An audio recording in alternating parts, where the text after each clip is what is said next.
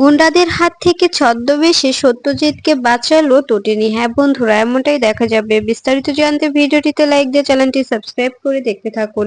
গল্পের শুরুতেই দেখা যাবে বিজিতের সঙ্গে ভানু ও পাবিন দুজনে দেখা করতে এলে তখন বিজিত বলতে থাকে, আমি আমি সবটাই নজরে রাখছি। সত্যজিৎ মুখার্জি ক্রমশ গলে যাচ্ছে, বরফ গলছে, কিন্তু এভাবে যদি বরফ গলতে থাকে তবে তো সে বরফকে থাকতে দেওয়া যাবে না, একবারেই গলে ফেলতে হবে। তাই তাই আমি আমি সিদ্ধান্ত নিয়েছি যে সত্যজিৎ মুখার্জিকে শেষ করে দেব। গলির মোড় দিয়ে এখন বেরোচ্ছে, আমি তো দেখতে পাচ্ছি যে গলির মোড় দিয়ে বেরোচ্ছে সত্যজিৎ মুখার্জি আর কর্ণ চ্যাটার্জি দুজনে একসঙ্গে বেরোচ্ছে শিবপ্রসাদ গাঙ্গুলির মেয়ে পিকুকে পিক আপ করার জন্য, পিকুকে বাড়িতে আনার জন্য। ওখানে ওখানে ওদের উপর অ্যাটাক হবে। ওরা ওরা কিছুতে স্টেটমেন্ট দিতে পারবে না। আমাদের নেটওয়ার্ক যে কতটা এটা ওরা জানে না। এদিকে সত্যজিৎ ও কর্ণ চ্যাটার্জি বেরিয়ে যায় পিকুকে নিয়ে আসার জন্য। তখন কর্ণ চ্যাটার্জি বলতে থাকে, আমার আমার এসব ভালো লাগছে না, আমি গাড়িতে করে যাব। গাড়ি ডাকছি, আমি এক্ষুনি গাড়ি ডাকবো, গাড়ি আসবে আর আমরা আমরা সেই গাড়িতে করে যাব।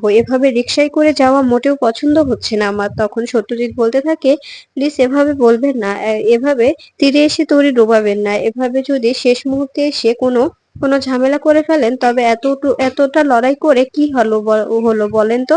পিছু করবেন না আপনি, আমরা রিক্সাতে করেই যাব। এই বলে যখনই রিক্সা ডাকে ঠিক তখনই গুন্ডারা এসে সত্যজিৎ ও কর্ণ চ্যাটার্জির সামনে দাঁড়ায়। এরপরে দেখা যায় গুন্ডাদের দেখে অবাক হয়ে যায় সত্যজিৎ। ঠিক তখনই গুন্ডারা সত্যজিতের দিকে রিভলভার তাক করলে তখন কর্ণ চ্যাটার্জি বারণ করে আর বলতে থাকে, একদম শুট করবে না। তোমাদের তোমাদের কে পাঠিয়েছে? কেন শুট করতে এসেছো আমাদের? বলো, কথা বলছো না কেন? ঠিক তখনই সত্যজিৎ ভয় পেয়ে যায় আর চোখ বন্ধ করে নেয়। ঠিক তখনই একটি বুলেটের শব্দ শুনে সবাই চোখ খুলে দেখতে পায় যে গুন্ডাটি সত্যজিতের দিকে রিভলভার তাক করেছিল ঠিক সেই গুন্ডাটি রক্তাক্ত অবস্থায় মাটিতে পড়ে আছে। এটা দেখে অবাক হয়ে যায় সত্যজিৎ। এরপরে দেখতে পায় আড়াল থেকে বেরিয়ে আসে শিবপ্রসাদ গাঙ্গুলি, হাতে রিভলভার। দেখে অবাক হয়ে যায় সত্যজিৎ। এরপরে কর্ণ চ্যাটার্জি বলতে থাকে, দেখুন দেখুন ওই ছেলেটাই গুন্ডাটাকে মেরে দিল ওই ছেলেটা। এভাবে শুট করলো কি করে? ঠিক তখনই পাশে থাকা গুন্ডাটি দৌড় দিলে শিবপ্রসাদ গুন্ডাটির পিছু করতে থাকে। এরপরে দেখা যায় হঠাৎ একটি গাড়ি আসলে ছেলেটি গাড়িতে উঠে যায় আর গাড়ি করে সেখান থেকে বেরিয়ে যায়। এরপরে শিবপ্রসাদ রিভলভার তাক করে আর সেদিকে রিভলভার তাক করে গাড়ির চাকায় শুট করার চেষ্টা করে, কিন্তু তার আগেই গাড়িটা বেরিয়ে গেলে তখন কোনোভাবে আর শিবপ্রসাদ শুট করলে সেই বুলেটটা গিয়ে গাড়ির চাকাতে লাগে না। এরপরে ছেলেটি সেখান থেকে বেরিয়ে যায়। এরপরে সত্যজিতের সামনে এসে দাঁড়ায় শিবপ্রসাদ। তখন সত্যজিৎ বলতে থাকে, কি ব্যাপার, তুমি কি জানতে আগে থেকে যে আমাদের উপর অ্যাটাক হবে? তখন শিবপ্রসাদ বলতে থাকে, হ্যাঁ জানতাম। তখন দেখা যায় সত্যজিৎ বলতে থাকে, অ্যাটাকটা কে করেছে কিছু জানো? তখন শিবপ্রসাদ বলতে থাকে, নামটা বললে আপনারা অবাক হয়ে যাবেন। আমি যদি বলি বিজিত লাহিড়ী আপনাদের উপর অ্যাটাক করেছে।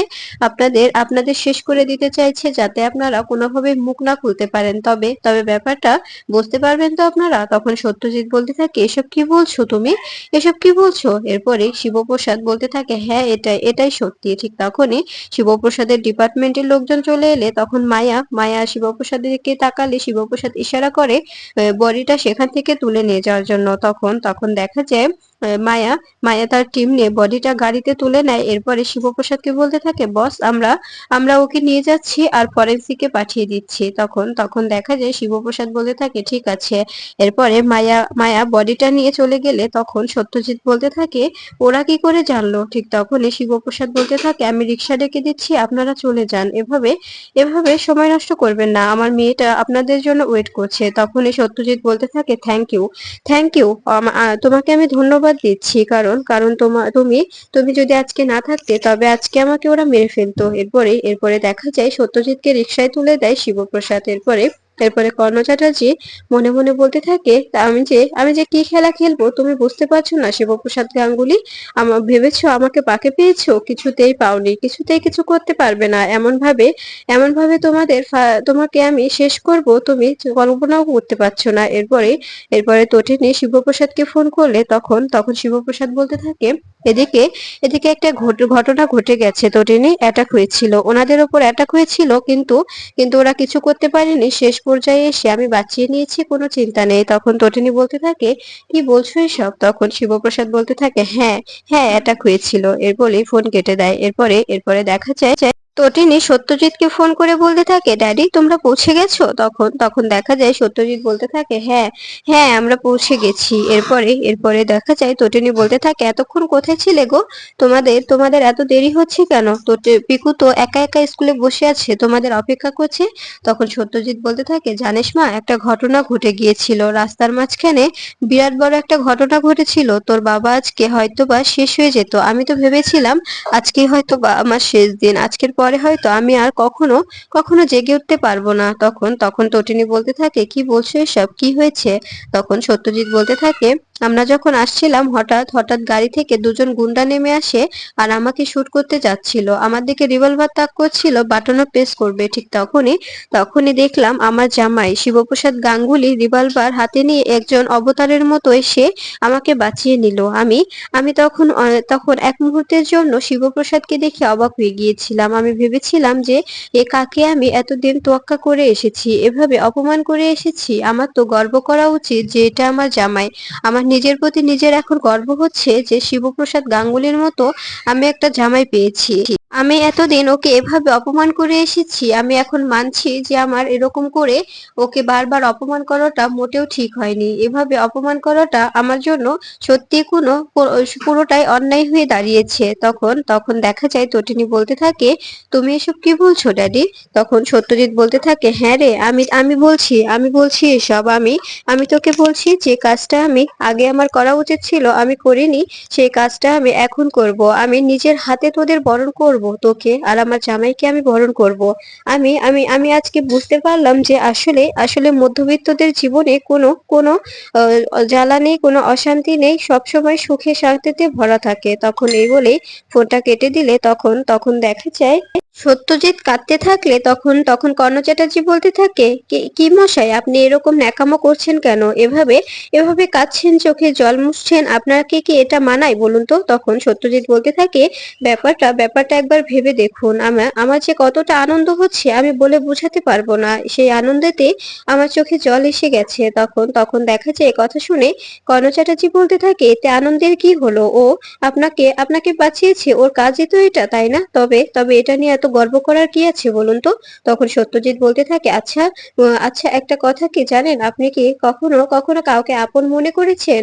ধরুন আপনার কেউ নয়, রক্তের সম্পর্কের নয়, কিন্তু আপনার জন্য লড়াই করছে, আপনার জন্য প্রাণপণ লড়াই করে যাচ্ছে, এরকম কি কাউকে আপন মনে হয়েছিল আপনার? কিন্তু আজকে আজকে আমি বুঝতে পারলাম যে আসলে আসলে অর্থ সম্পদ দিয়ে কিছু বিচার করা যায় না। সবসময় মানুষের মন মানসিকতা ভালো থাকা দরকার। সবসময় এরকম হ্যাপি থাকাটাই বেশি প্রয়োজন। তখন তখন আর কোনো ঝামেলা থাকে না। আজকে তো আমি ভেবেছিলাম আজকে হয়তো বা আমার শেষ দিন, আজকে আমি এই বুলেটের নিচে হয়তো বা চাপা পড়ে যাব, কিন্তু শেষ মুহূর্তে শিবপ্রসাদ এসে যেভাবে আমাকে বাঁচিয়ে নিল আমি কল্পনাও করতে পারছি না। তখন কর্ণ চ্যাটার্জি মনে মনে বলতে থাকে, এই লোকটা এই লোকটা গলে যাচ্ছে, বরফ গলছে, বরফ গলতে দিলে হবে না। ঠিক তখনই কাউকে একটা ফোন করে বলতে থাকে, বরফ কিন্তু গলছে, এক্ষুনি এক্ষুনি উড়িয়ে দাও, তা না হলে কিন্তু পরে ঝামেলা হতে পারে, এই লোকটা কিন্তু পাল্টি খেতে পারে। এরপরে পিকুকে নিয়ে হসপিটালে চলে আসে কর্ণ চ্যাটার্জি ও সত্যজিৎ। এরপরে কর্ণ চ্যাটার্জি বলতে থাকে,